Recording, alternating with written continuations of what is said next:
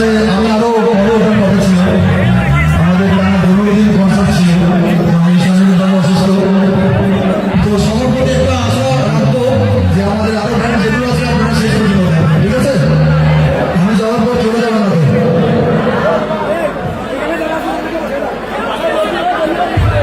আচ্ছা, এখানে আমাদের ব্যান্ড মেম্বার ছাড়া বাকি যারা আছে একটু মঞ্চ থেকে নেমে যাবে।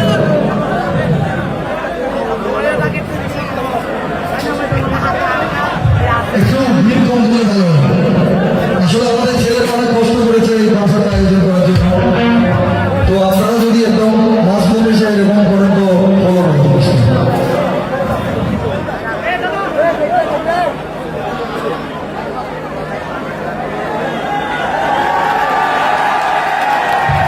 আচ্ছা, এবার হিন্দু গাইব, সবাই গাইব, একসাথে গাইতে হবে।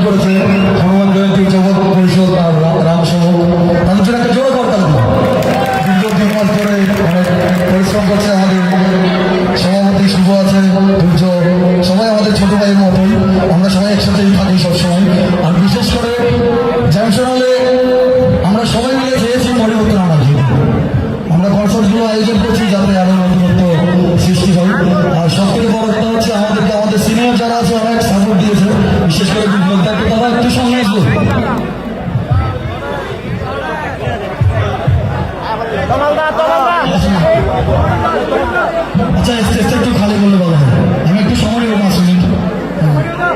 বিপ্লব দা তোমার একটু মঞ্চে রাখবো।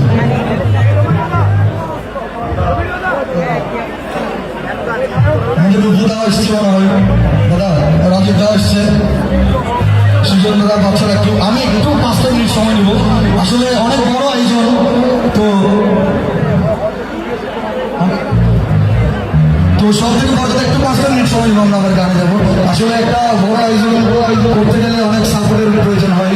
তো আমরা দীর্ঘ অনেকগুলো বছর আগে যারা কাজ করেছে জ্যামশনালে, আমরা সবাইকে বলেছিলাম যে এই পরিবর্তনগুলো আনা দরকার। তো তারা, আমরা ছোট বলে আমাদেরকে গুরুত্ব দেয়নি। তো যখন দাদারা দায়িত্ব নিয়েছে, আমাদেরকে অনেক পরিমাণ সাপোর্ট দিয়েছে, প্রশাসনিকভাবে, আর্থিকভাবে, যেখানে যা সহযোগিতা প্রয়োজন সবসময় সাপোর্ট করেছে।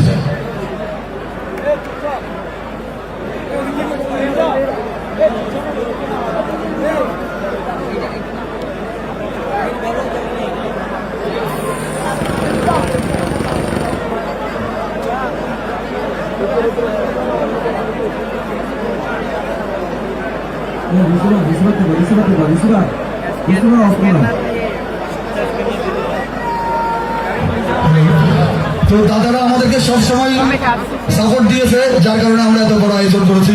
তো আমরা দাদাদের প্রতি একটা আবদার রাখবো। আমরা জানি ওপর বাংলাতে একটা ব্যান্ড আছে ফকিরা,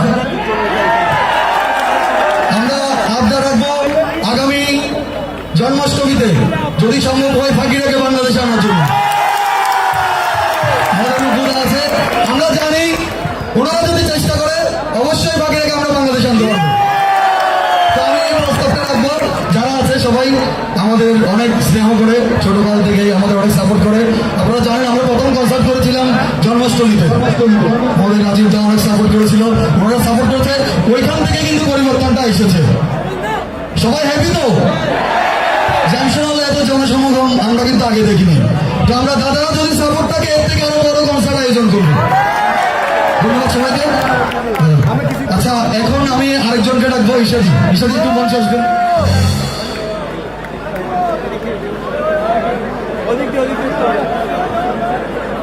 আচ্ছা ঈশাদি একটু উপরে আসি। আচ্ছা একটু আমাদের সবাইয়ের জন্য শুভেচ্ছা বক্তব্য রাখবো আমাদের উপরে। সবাইকে নমস্কার। শ্রী জন্মাষ্টমী উদযাপন পরিষদ কেন্দ্রীয় কমিটির পক্ষ থেকে আপনারা এই প্রণাম ব্যান্ডটা শুনে সবাই খুশি তো? এখানে কি আপনারা যারা আছেন সবাই কি সনাতনী নাকি অন্য কেউ আছেন? আমাদের এখানে যারা আমার মেয়েরা যারা আছেন এবং আমার মায়েরা যারা আছেন, বোনেরা যারা আছেন, সবাই সনাতনী কিনা? হাত তুলে বলেন তো দেখি। Thank you. এই জন্য আমরা খুবই গর্বিত। আসলে জন্মাষ্টমীতে আমাকে খুব অনুরোধ করেছিল আমাদের মহানগর কমিটির সাধারণ সম্পাদক, আমাকে বলেছিল একটু যদি ওদেরকে একটু প্লট দেওয়া হয়। অথচ ওই দিন, এর আগের দিন কিন্তু আমাদের কোনো প্রোগ্রাম ছিল না এবং স্টেট ক্লিয়ার হওয়ার একদম প্রিপারেশনের কোনো সুযোগ ছিল না। ওই দিনেই আমাদের স্টেটটা প্রিপারেশনের কমপ্লিট হয়েছিল। তখন আমরা এই অনুরোধের কারণে একদিন আগে ডেকোরেশনকে বলে দিয়েছি, একদিন আগে আমাদেরকে এটা দিয়ে দিতে হবে। এখানে একটা, যেহেতু আমাদের প্রণাম ব্র্যান্ড নামে একটা ব্র্যান্ড আছে, আরেকটা ব্র্যান্ড আছে, ওদের দুইজনই, হ্যাঁ প্রণাম, হ্যাঁ এই যে তখন রোমারিও সুব্রত, ওর নাম আমি আসলে আগে শুনি নাই। ওই দিন আমি এটা দেখে, এই জনসমাগম দেখে আমার খুব আনন্দ লাগছিল যে আমাদের সনাতনীদের এরকম একটা ব্র্যান্ড আছে, আগে কখনো নাম শুনিনি। এই কারণে তাকে আমি জন্মাষ্টমী উদযাপন পরিষদের পক্ষ থেকে ধন্যবাদ জ্ঞাপন করছি।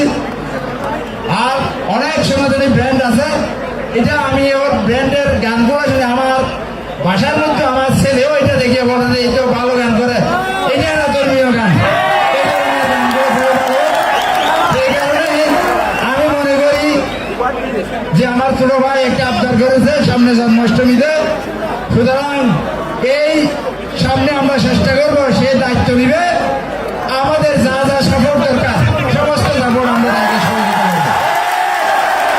আর আপনারা যারা এখানে আছেন সবাই জন্মাষ্টমীতে অংশগ্রহণ করবেন, রেলিতে থাকবেন তো? সবাই রেলিতে অংশগ্রহণ করবেন এবং ওই দিন, এর আগের দিন এই রোমারিওর গান আবার এখানে হবে। আর সে যেহেতু একটা ব্র্যান্ডের নাম বলেছে, তাকেও তারা এখানে উপস্থিত করবে।